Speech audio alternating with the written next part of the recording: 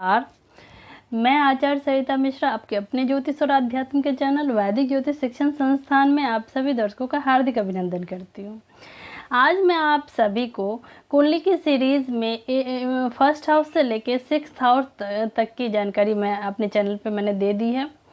जिन्होंने वो वीडियो नहीं देखा है वो मेरे चैनल पे जाके वीडियो देख सकते हैं। इसी सीरीज़ को आगे करते हुए आज के इस कार्यक्रम में मैं कुंडली में सेवन्थ हाउस के बारे में, विवाह सेवन्थ हाउस यानी कि विवाह साझेदारी का भाव है, यह बहुत ही महत्वपूर्ण भाव है। आज मैं इसके बारे में विस्तार से जानकारी दूंगी। कुंडली में सेवन्थ हाउस का क्या महत्व है, इनसे किन किन बातों की जानकारी होती है, सेवन्थ भाव का अन्य भावों से क्या अंतर संबंध है, इसका ज्योतिष शास्त्र के अंतर्गत क्या महत्व है, इसके बारे में मैं विस्तार से जानकारी दूंगी। तो यह कार्यक्रम आप सभी के लिए बहुत ही खास है, खास करके जो ज्योतिष सीखना चाहते हैं या जिनकी ज्योतिष में रुचि है उनके लिए यह विषय बहुत ही काम आने वाली है। तो मेरी इस जानकारी को बिना स्किप के लास्ट तक देखें। और यदि आपको मेरा ज्योतिष संबंधी कार्यक्रम पसंद आ रहा है तो मेरे वीडियो को लाइक करें। चैनल पर यदि पहली बार आए चैनल को सब्सक्राइब कर ले, बेल आइकन को प्रेस करें और मेरी इस जानकारी को अन्य को भी शेयर करें ताकि अन्य भी लाभान्वित हो सके। और यदि किसी को अपनी कुंडली मुझसे एनालिसिस करवानी हो तो मेरे मोबाइल नंबर, जो कि मेरा व्हाट्सअप नंबर है, इसमें मैसेज बॉक्स में जाके कंसल्टेंसी या हिंदी में परामर्श टाइप कराएं, अपनी अपॉइंटमेंट बुक कराएं। इससे आपके जीवन में आने वाली हर प्रकार की समस्या से आपको अवश्य निजात मिल जाएगा। मैंने ज्योतिष के क्षेत्र में वैदिक ज्योतिष, palmistry, numerology, tarot, vastu, physics, gemology, advance predictive astrology, remedial course, vastushastra, इन सभी विषयों का मैंने अध्ययन कर रखा है। अपने तरफ से मैंने इसे सीखने की कोशिश की है और लगभग इस क्षेत्र में 10-12 साल से लोगों को सेवा दे रही हूँ। तो चलिए जानते हैं कि कुंडली में सेवन्थ हाउस का क्या सब महत्व है, क्या खास महत्व है। आइए इसको विस्तार से समझते हैं। जन्म कुंडली में सप्तम भाव व्यक्ति के वैवाहिक जीवन साथी या पार्टनर के विषय में जानकारी देता है। यह नैतिक अनैतिक रिश्तों को भी दर्शाता है। शास्त्रों में मनुष्य जीवन के 4 पुरुषार्थ धर्म, अर्थ, काम और मोक्ष हैं। इसमें से काम का संबंध सप्तम भाव से है। सातवां भाव व्यक्ति की सामाजिक छवि तथा कार्य और व्यवसाय से संबंधित विदेश यात्रा को भी प्रदर्शित करती है। कुंडली में सप्तम भाव केंद्रीय भाव कहलाता है, इसीलिए यह व्यक्ति के जीवन में निजी और कार्य क्षेत्र के बीच तालमेल बनाने का कार्य करता है। सप्तम भाव के कारक तत्व कौन से क्या हैं, आइए इसको समझें। कुंडली में सप्तम भाव से जीवन साथी मूत्रांक, वैवाहिक खुशियां, यौन संबंधी रोग, व्यापार, सट्टा, कूटनीति, सम्मान, यात्राएं, व्यापारिक रणनीति और व्यक्ति की गुप्त ऊर्जा को देखा जाता है।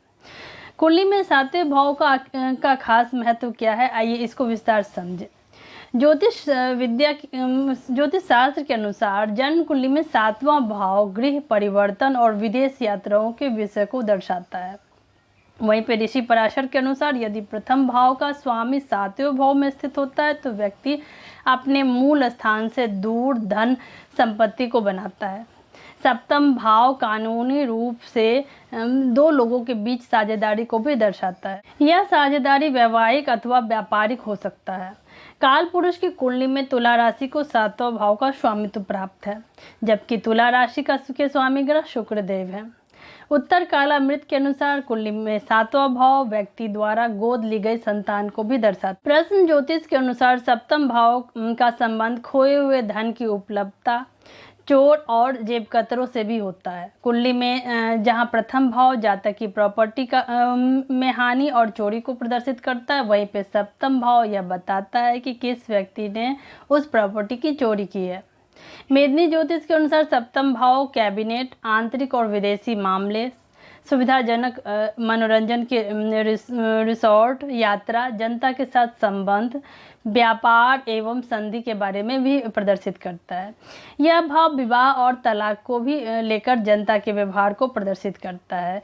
यह भाव किसी राष्ट्र में महिलाओं का स्वामी माना जाता है। सप्तम भाव विदेश, मंत्रालय, अन्य राष्ट्रों से संबंध, वैश्विक युद्ध या विवाद, विदेशी व्यापार इत्यादि को दर्शाता है। हम जानते हैं कि ज्योतिष शास्त्र के अंतर्गत सप्तम भाव से किन किन बातों का विचार किया जाता है, आइए इसको समझें। इस क्रम में सर्वप्रथम सप्तम सप्तम भाव से वैवाहिक जीवन की जानकारी प्राप्त होती है।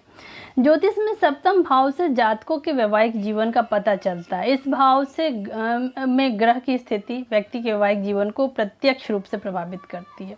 यह भाव जातकों के जीवन साथी के गुण दोष तथा उसके शारीरिक रूप की भी व्याख्या करती है। कुंडली में सप्तम भाव के द्वारा व्यक्ति के वैवाहिक जीवन में मिलने वाले सुखों और दुखों का इससे पता चलता है।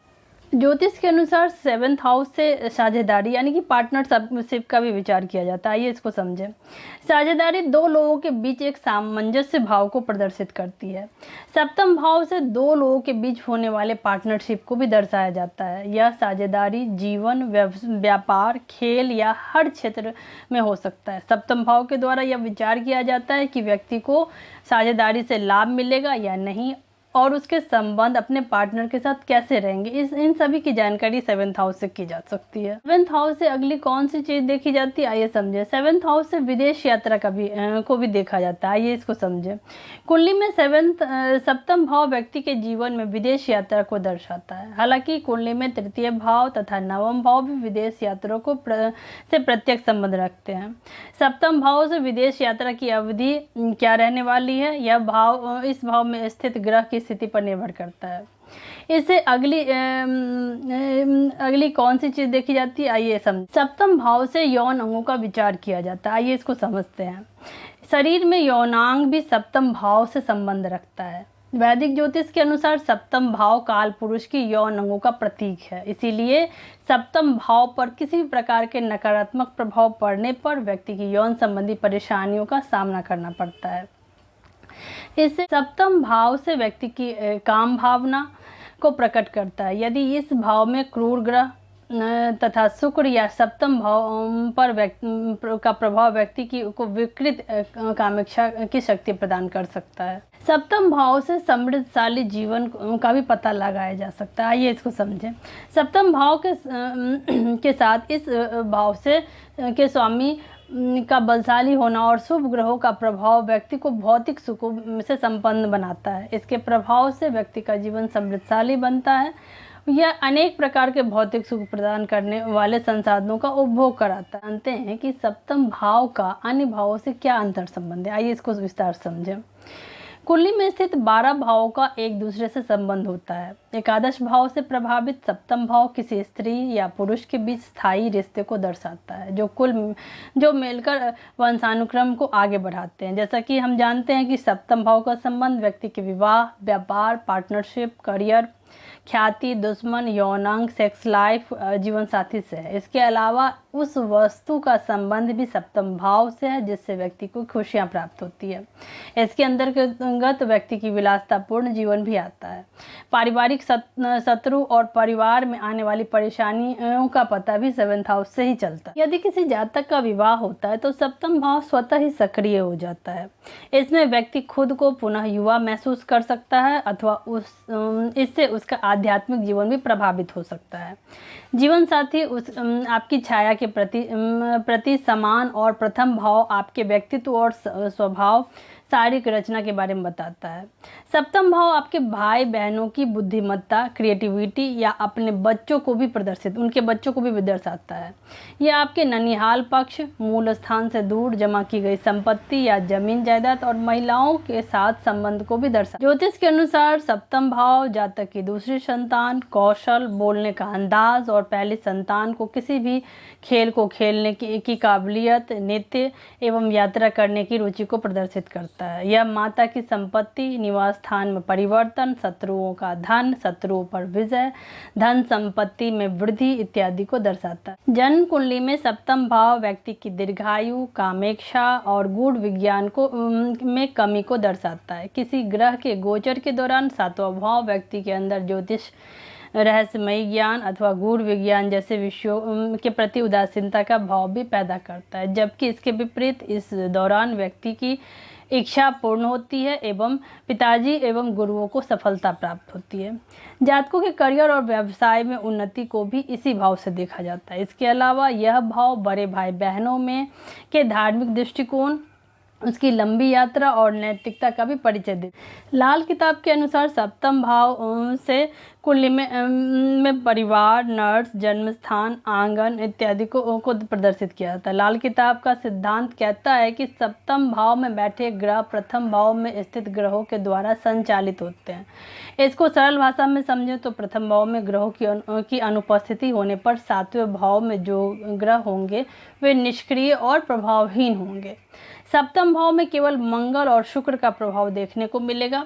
लाल किताब के अनुसार जन्म कुंडली में स्थित सातवां भाव जीवन साथी के बारे में जानकारी देता है। कुंडली में सातवां भाव किसी जातक के जीवन में कितना शक्तिशाली और कितना महत्वपूर्ण है इसकी जानकारी मिलती है। तो इसी के साथ ईश्वर का आशीर्वाद हम सभी के ऊपर ऐसे ही बना रहे। आप सभी मेरे कार्यक्रम से जुड़े। यदि पसंद आता है तो इसे देखें, लाइक, शेयर और सब्सक्राइब करें। धन्यवाद।